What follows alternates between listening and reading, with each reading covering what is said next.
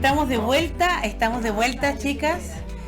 Estamos de vuelta y con nuestro invitado, bienvenido, Marcelo Triviño, abogado, director del ISL y seremi subrogante del trabajo de la región de Magallanes. Muchas gracias por aceptar la invitación. Bienvenido. Gracias por invitarme. Estaba escuchando ahí el inicio del programa muy informadas con el tema de la tutela. Estaban hablando, así que espero hacer un aporte en cualquier consulta que me quieran hacer y vamos a conversar de un tema que es bien apasionante y es un tema nuevo en el mundo del trabajo porque la reforma que creó el procedimiento de tutela es del año 2008, entonces recién vamos en la primera década, pero ha pasado harta agua bajo el puente y es un tema súper interesante.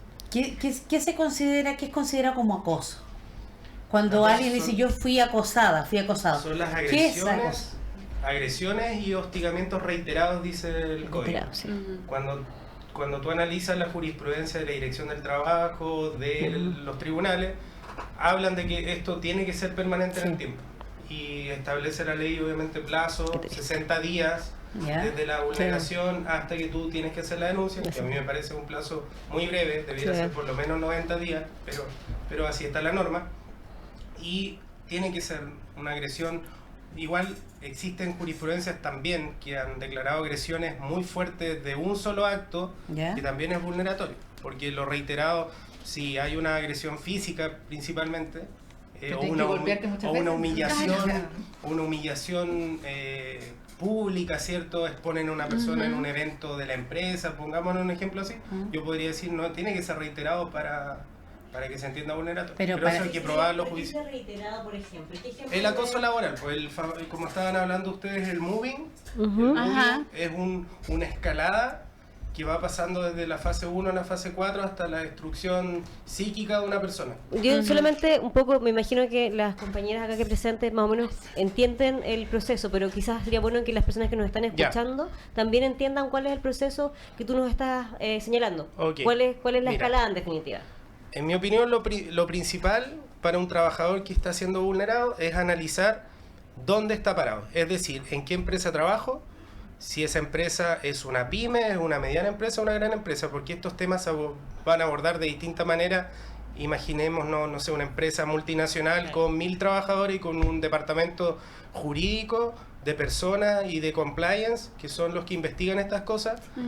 Inmediatamente el consejo del trabajador sería denúncialo internamente a la empresa para que la empresa tome carta en el asunto, y generalmente las empresas grandes tienen un procedimiento en su reglamento interno o una política de transparencia, de buen trato, etcétera, dentro de la empresa. Y generalmente esas investigaciones son separar a las personas, el que está siendo vulnerado eventualmente o acusado por una persona, porque generalmente tienen una relación jerárquica. Entonces separo aguas e investigo. ¿Y quién investiga? Un tercer independiente. No voy a dejar investigando al jefe del que está siendo acusado. Entonces, pero él tiene que hacer la denuncia. Exacto. Pero eso es en la empresa privada. En la empresa privada. Ahora no estamos hablando. ¿Qué pasa cuando no hay reglamento? Tendrías que aplicar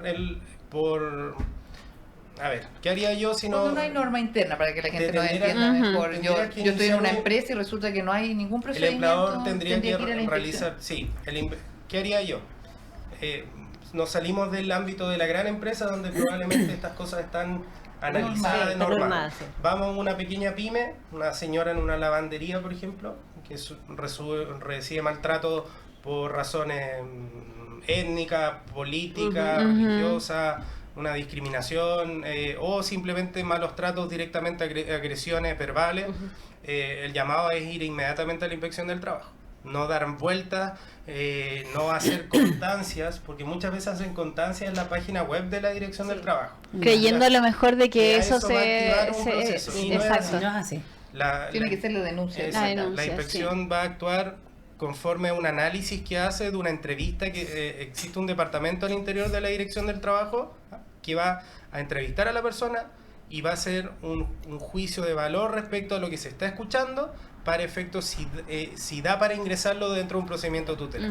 La verdad que no todos los relatos que se hagan frente al abogado de la inspección van a concluir en un proceso, porque hay situaciones que no son acoso. Eso, sí, la diferencia. Eso podrías comentarnos también. Sí, ¿Cuáles son las diferencias entre las actitudes que a lo mejor ya entendemos que tiene que ser reiterativo y todo el cuento, pero a veces la gente, los trabajadores creemos de que estamos siendo vulnerados y cuando llega el momento de hacer la denuncia nos dicen, no, pues esto no es una vulneración, esto no corresponde a... ¿Cuáles son las diferencias entre...? Aristas, o sea, las cifras oficiales son que de 3 denuncias, una concluye con que se determina una vulneración. Es decir, en los otros 2 casos, probablemente, en la gran mayoría, sí había un tema de vulneración, pero no había una forma de probarlo.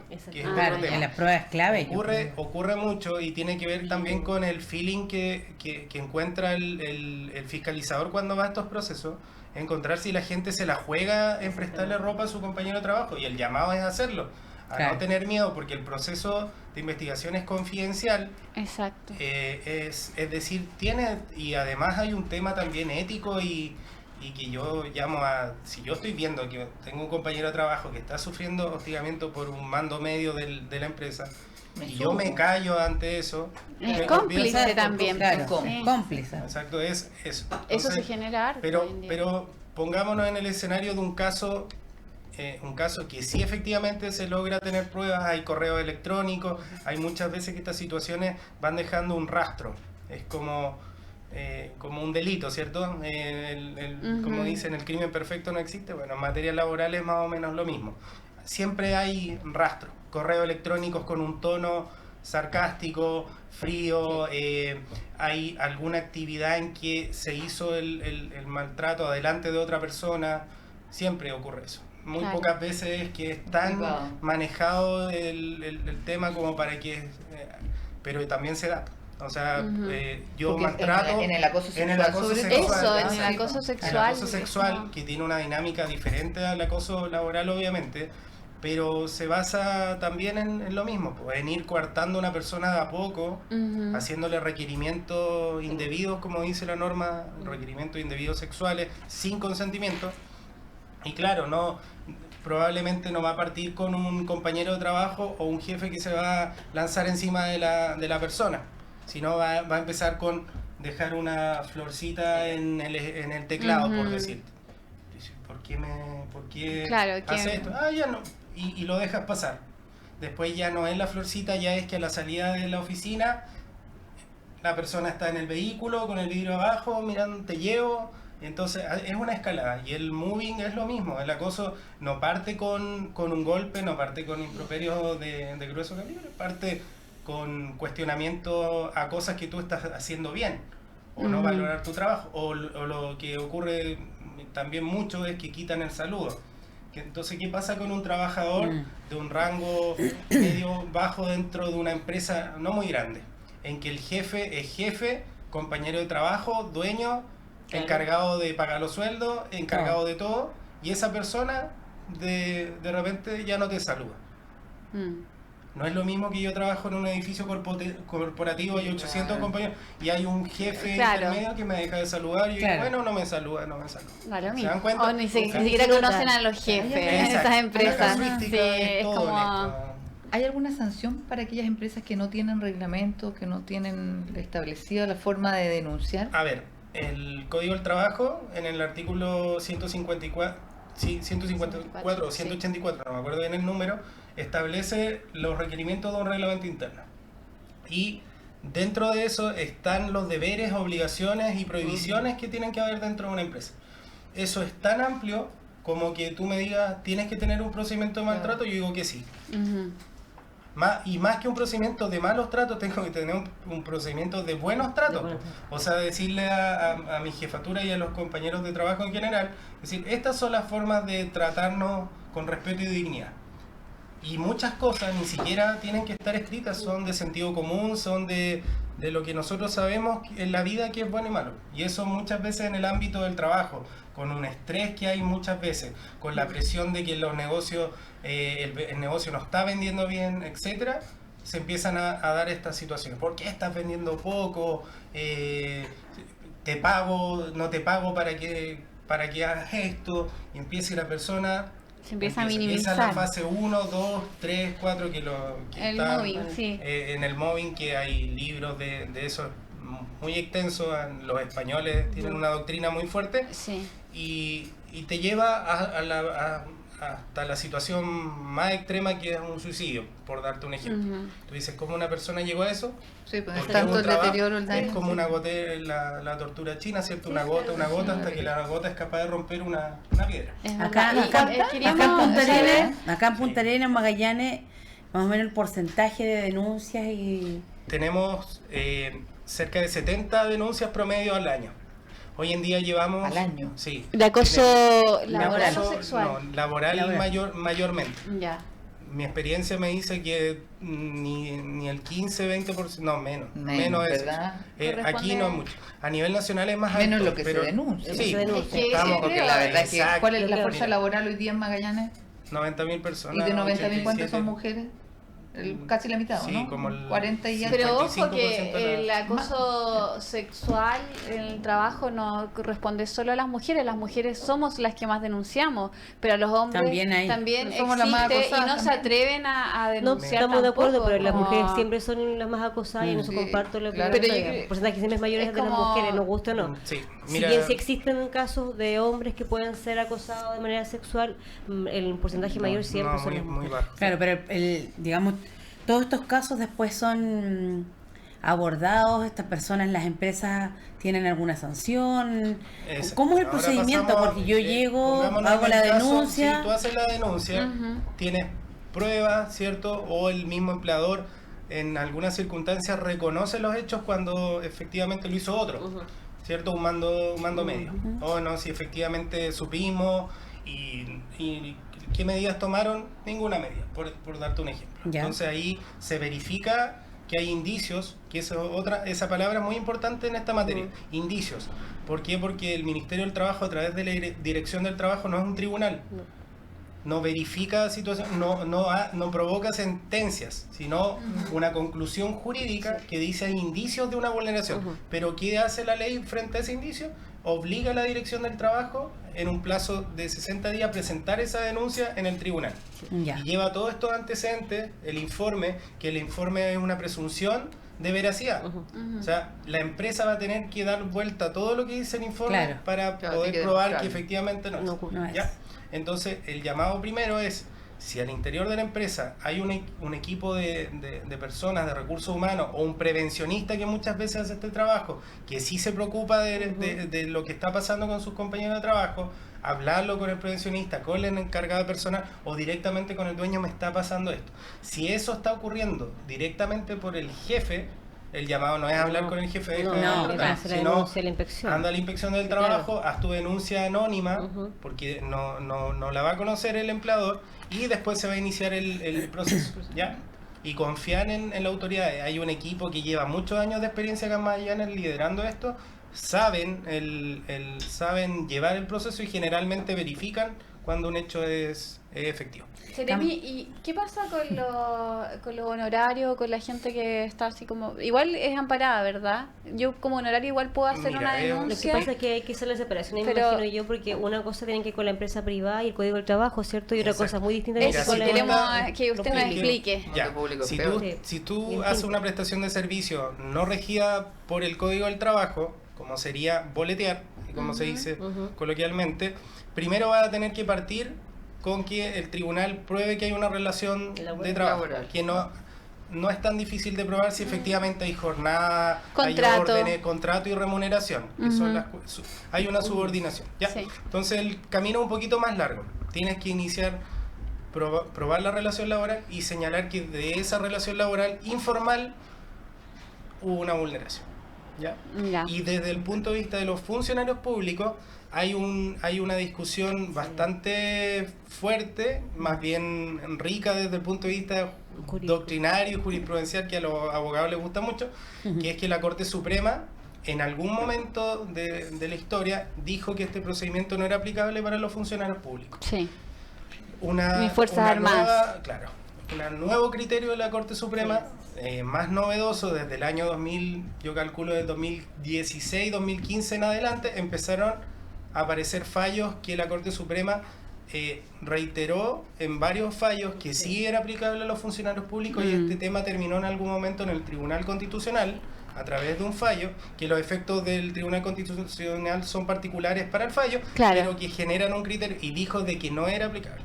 Y la Corte Suprema se enfrascó en una discusión ahí.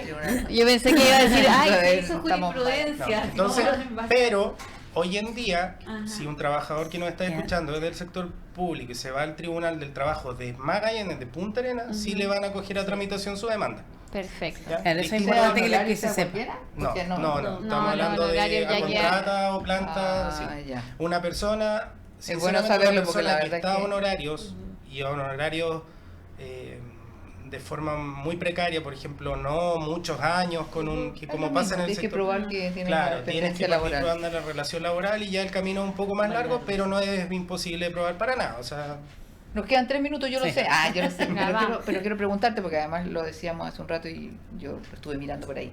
Tú eres director, además de ser seremi subrogante, eres el director del Instituto de Seguridad Laboral, que es la mutual, en el fondo, del sector público. Exacto. ¿Se trabaja en esa área? Porque fíjate que lo que entregaba, los datos que yo revisé, que se los decía a las chicas antes de entrar, que lo realizó ICARES, este análisis, una de las consideraciones que pone al final de esta consulta es que en los procedimientos se trabaja poco en materia de capacitación en este sentido. No hay en los procesos de selección de trabajadores y trabajadoras esto incorporado para que uno tenga claridad además de a qué nos referimos, cuáles son los procedimientos y todo. ¿Ustedes trabajan desde el ISL? Sí, mira, desde el punto de vista de los organismos administradores, hablemos de las mutualidades privadas y el ISL, nosotros abordamos estas temáticas desde 2 puntos de vista. Primero, una agresión. El otro día nos llegó un caso de una agresión en una empresa pequeña de construcción. Un empleador golpeó a un trabajador según lo que relata el trabajador, ¿cierto? Nosotros ingresamos esa denuncia, lo derivamos también a la Dirección del Trabajo para que vaya a exponer su caso si le tomaban su procedimiento de tutela, y nosotros cubrimos las prestaciones médicas. En este caso no tuvo una lesión, pero Física. claro, porque pero sí psicológica.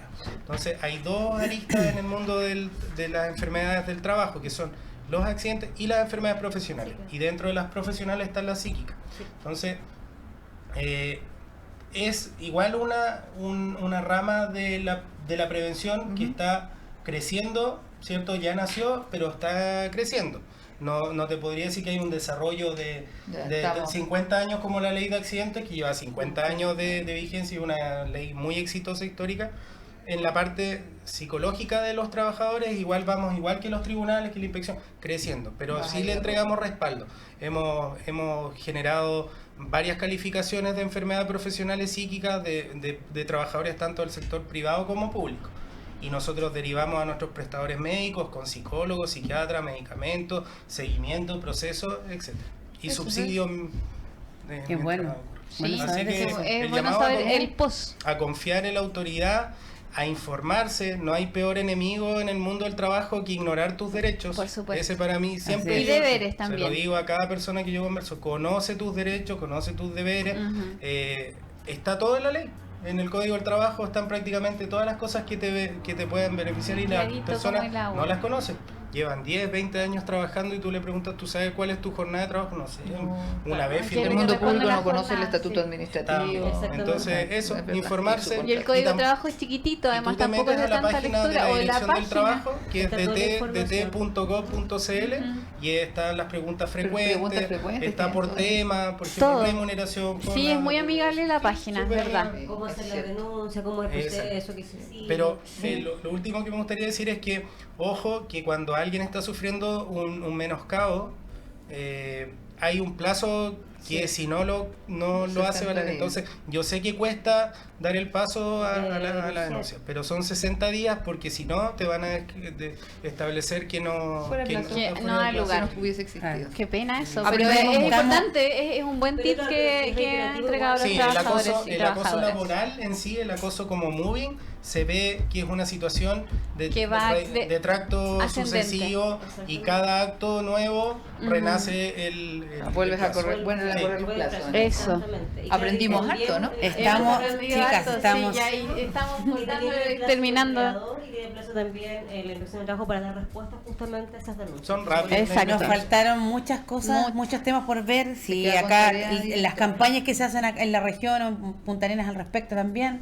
Te vamos a volver a invitar porque la verdad que es un tema bastante amplio. Hemos quedado pero muy demasiado porque yo tenía muchos puntos más por ver, ustedes también, entonces quedamos con muchas preguntas, pero queremos agradecer obviamente tu presencia, Marcelo, tu tiempo, muchas gracias también a la periodista de ustedes por la amabilidad que tuvo en poder hacer la gestión.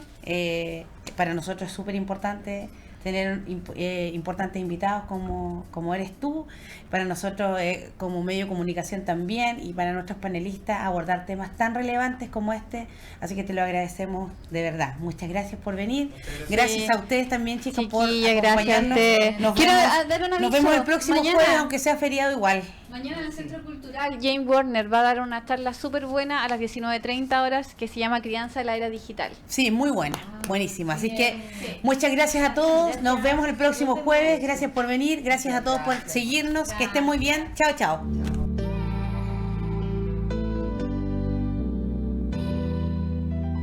Polar Comunicaciones presentó Otra Mirada, un programa de análisis sobre los principales temas de interés regional con otra mirada. Participan Ingrid Melipillán, Claudio Barrientos y Andrea Araneda. Conduce Marcela Ávila Enríquez.